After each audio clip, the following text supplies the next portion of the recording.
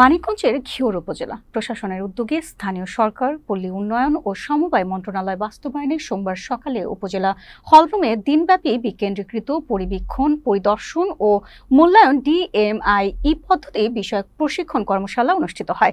উপজেলার নির্বাহী কর্মকর্তা নাশিদাতুল ইসলামের সভাপতিত্বে ও উপজেলা সমন্বয়কারী ধনঞ্জয় মণ্ডলের সঞ্চালনায় প্রশিক্ষণ অনুষ্ঠিত হয়। প্রশিক্ষক হিসেবে উপজেলার সহকারী কমিশনার ভূমি মোহাম্মদ তানভীর ইসলামের প্রেজেন্টেশন ও মুক্ত আলোচনার মাধ্যমে প্রশিক্ষণার্থীদের DMI পদ্ধতি সম্পর্কে ধারণা দেন।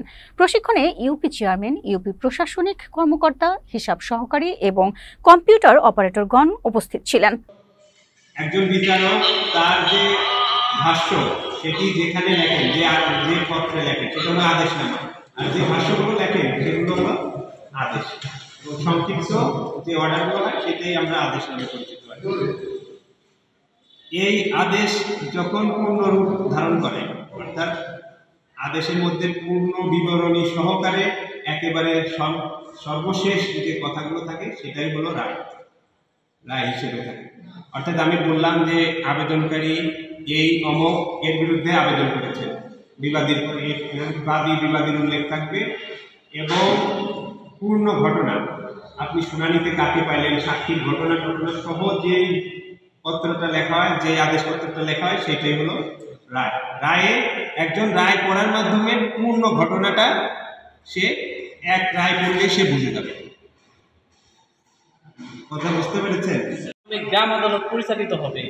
এটা যদি 4:1 অথবা 4 জনের উপস্থিতিতে 3:1 হয়, তখন যে রায়টা দিবে সেটা কার্যকর হবে।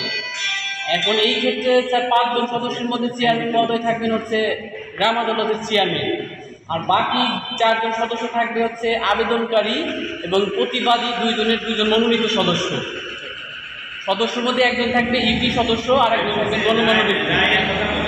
বিশিষ্ট যে গ্রাম আদালত আছে, তখন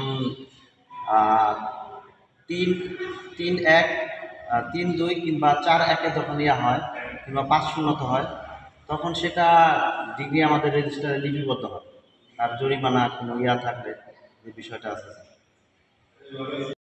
কর্মকর্তা থাকেন উনি, আমরা জেরা করে পক্ষ বিবাদী উভয় কুলের কথা শুনে তারপর আমরা একটা রায়ের দিকে যাই। সালিশের বসি, বাদী বিবাদের কথা শুনে সাক্ষী নিয়ে তারপর দেখি যে আমরা দুইভাবে মীমাংসা করা যায়। তখন